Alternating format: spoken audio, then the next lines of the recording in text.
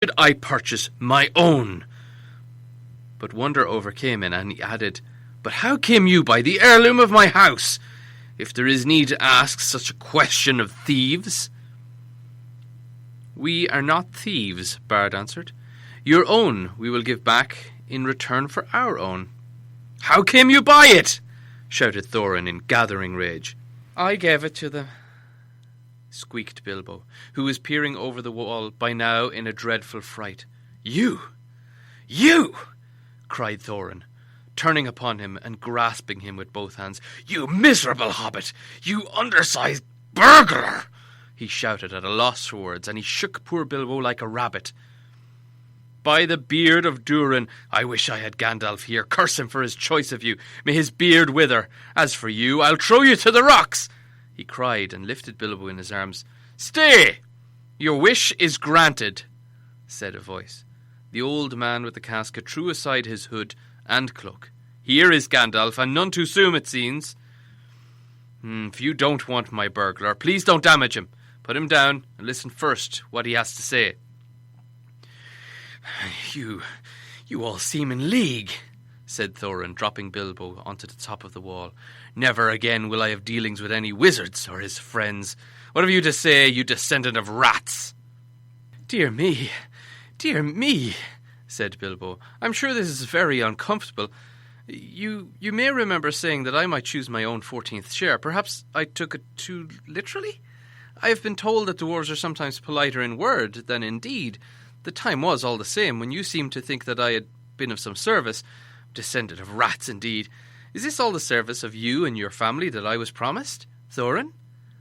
Take it that I have disposed of my share as I wish, and let it go at that." "I will," said Thorin grimly, "and I will let you go at that, and may we never, ever meet again." Then he turned and spoke over the wall. "I am betrayed," he said. "It was rightly guessed that I could not forbear to redeem the Arkenstone, the treasure of my house. For it will give 1/14th share of the hoard in silver and gold, setting aside the gems. But that shall be accounted the promised share of this traitor, and with that reward he shall depart, and you can divide it as you will.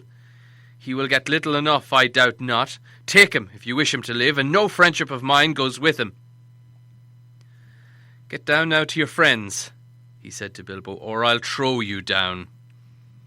"What about the silver and the gold?" asked Bilbo. "That shall follow after, as can be arranged," said he. "Get down!" "Until then, we keep the stone," cried Bard. "You're not making a very splendid figure as king under the mountain," said Gandalf, "but things may change yet." "They may indeed," said Thorin, and already so strong was the bewilderment of the treasure upon him, he was pondering whether, by the help of Dain, he might not recapture the Arkenstone and withhold the share of his reward. And so Bilbo was swung down from the wall and departed with nothing for all his trouble except the armour which Thorin had given him already. More than one of the dwarves in their hearts felt shame and pity at his going. "Farewell," he cried to them. "May we meet again as friends?" "Be off," called Thorin. "You have mail upon you which was made by my folk, and it is too good for you. It cannot be pierced by arrows, but if you do not hasten I will sting your miserable feet, so be swift." "Not so hasty," said Bard. "We will give you until tomorrow. At noon we will return and see if you have brought from the hoard the portion that is to be set against this stone. If that is done without deceit, then we will depart, and the elf host will go back to the forest. In the meanwhile, farewell."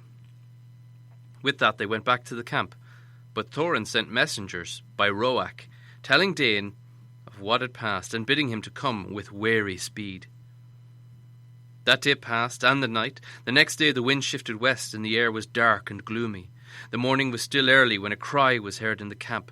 Runners came in to report that a host of dwarves had appeared around the eastern spur of the mountain, and was now hastening to Dale. Dain had come. He had hurried on through the night, and so had come upon them sooner than they had expected. Each one of his folk was clad in a hauberk of steel mail that hung to his knees, and his legs were covered of those fine and flexible metal mesh, the secret of whose making was possessed by Dain's people. The dwarves are exceedingly strong for their height, but most of these were strong even for dwarves. In battle they wielded heavy two-handed mattocks, but each of them had also a short sword at their side and a round shield hung on his back. Their beards were forked and plaited and thrust into their belts. Their caps were of iron, and they were shod with iron, and their faces were grim. Trumpets called men and elves to arms. Before long the dwarves could be seen coming into the valley at a great pace. They halted between the river and the eastern spur, but a few held on their way, and, crossing the river, drew near the camp. And there they laid down their weapons and held up their hands in sign of peace. Bard went out to meet them, and with them went Bilbo. "We are sent from Dane, son of Nain," they said when questioned. "We are hastening to our kinsmen in the mountains, since we learn that the kingdom of our old is renewed. But who are you that sit in the plain as foes before the defended walls?" This, of course, in the polite and rather old-fashioned language of such occasions, might simply mean, "You have no business here, we're going on, so make way or we'll fight you." They meant to push on between the mountain and the loop of the river, for the narrow land where there did not seem to be strongly guarded. Bard, of course, refused to allow the dwarfs to go straight on to the mountain. He was determined to wait until the gold and silver had been brought out in exchange for the Arkenstone, for he did not believe that this would be done if once the fortress was manned with so large and warlike a company as this.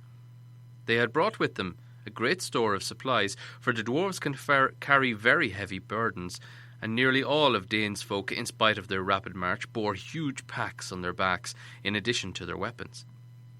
They would stand a siege for weeks, and by that time yet more dwarves might come, and yet more, for Thorin had many relatives. Also, they would be able to reopen and guard some other gate, so that the besiegers would have to encircle the whole mountain, and for that they had not sufficient numbers. These were, in fact, precisely their plans, for the raven messengers had been busy between Thorin and Dane, but for the moment the way was barred. So after angry words, the dwarf messengers retired, muttering in their beards. Bard was sent messengers at once to the gate, but they found no gold or payment. Arrows came forth as soon as they were within shot, and they hastened back in dismay. In the camp all was now astir, as if for battle, for the dwarves of Dane were advancing along the eastern bank. "Fools!" laughed Bard, "to come thus beneath the mountain's arm. They do not understand war above ground, whatever they may know of battle in the mines. There are many of our archers and spears now hidden in the rocks up above the right flank. Dwarf mail may be good, but they will soon be hard put to it. Let us set on them from both sides before they are fully rested." But the Elven King said, "Long will I tarry ere I begin this war for gold. The dwarves cannot pass us unless we will, or do something that we cannot mark. Let us hope still for something that we will bring reconciliation. Our advantage in numbers will be enough, if in the end it must come to unhappy blows." But he reckoned without the dwarves. The knowledge of the Arkenstone was in the hands of the besiegers, burned in their thoughts. Also they guessed the hesitation of Bard and his friends, and resolved to strike while they debated. Suddenly, without a signal, they sprang silently forward to attack. Bows twanged and arrows whistled. Battle was about to be joined. Still more suddenly, a darkness came on with dreadful swiftness. A black cloud hurried over the sky. Winter thunder on a wild wind rolled roaring up and rumbled in the mountains, and lightning lit its peak. And beneath the thunder another blackness could be seen, whirling forward, but it did not come with the wind. It came from the north, like a vast cloud of birds, so dense that no light could be seen within their wings. "Halt!" cried Gandalf, who appeared suddenly and stood alone, with arms uplifted, between the advancing dwarves and the ranks awaiting them. "Halt!" he cried in a voice like thunder, and his staff blazed forth with a flash like the lightning. "Dread has come all upon you, alas! It has come more swiftly than I guessed. The goblins are upon you. Bolg of the North is coming. O Dane, whose father you slew in Moria, behold, the bats are above his army like a sea of locusts. They ride upon wolves, and wargs are in their train." Amazement and confusion fell upon them all. Even as Gandalf had been speaking, the darkness grew. The dwarves halted and gazed at the sky. The elves cried out with many voices. "Come!" called Gandalf. "There is yet time for counsel. Let Dane, son of Nain, come swiftly to us, quickly." So began a battle that none had expected, and it was called the Battle of Five Armies, and it was a very terrifying battle. Upon one side were the goblins and the wild wolves, and upon the other were elves and men and dwarves. This is how it fell out. Ever since the fall of the great goblin of the Misty Mountains, the hatred of their race for the dwarves had been rekindled to fury. Messengers had passed to and fro between all their cities, colonies, and strongholds, for they resolved now to win the dominion of the north. Tidings they had gathered in secret ways, and in all the mountains there was a forging and an arming. Then they marched and gathered by hill and valley, going ever by tunnel or under dark, until around and beneath the great mountain Gundabad of the north, which was their capital, a vast host was assembled, ready to sweep down, in time of storm unawares upon the south.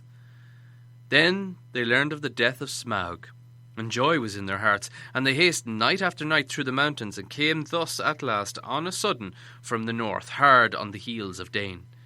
Not even the ravens knew of their coming until they came out of the broken lands which divided the lonely mountain from the hills behind. How much Gandalf knew cannot be said, but it is plain that he did not expect this sudden assault. This is the plan that he made in council with the Elven King and with Bard and with Dane, for the Dwarf Lord now joined them. The goblins were the foes of all, and at their coming all other quarrels were forgotten. Their only hope was to lure the goblins into the valley between the arms of the mountain, and themselves to man the great spurs that struck south and east. Yet this would be perilous. If the goblins were in sufficient numbers to overrun the mountain itself, and so attack them also from behind and above, but there was no time to make any further plan, or to summon any help. Soon the thunder passed, rolling away to the southeast, but the bat cloud came, flying lower over the shoulder of the mountain, and whirled above them, shutting out the light, and filling them with dread. "To the mountain!" called Bard. "To the mountain! Let us take our places, while there's yet time!" On the southern spur in its lower slopes, and in the rock at its feet, the elves were set. On the eastern spur were men and dwarves, but Bard and some of the nimblest of men and elves climbed to the height of the eastern shoulder to gain a view of the north.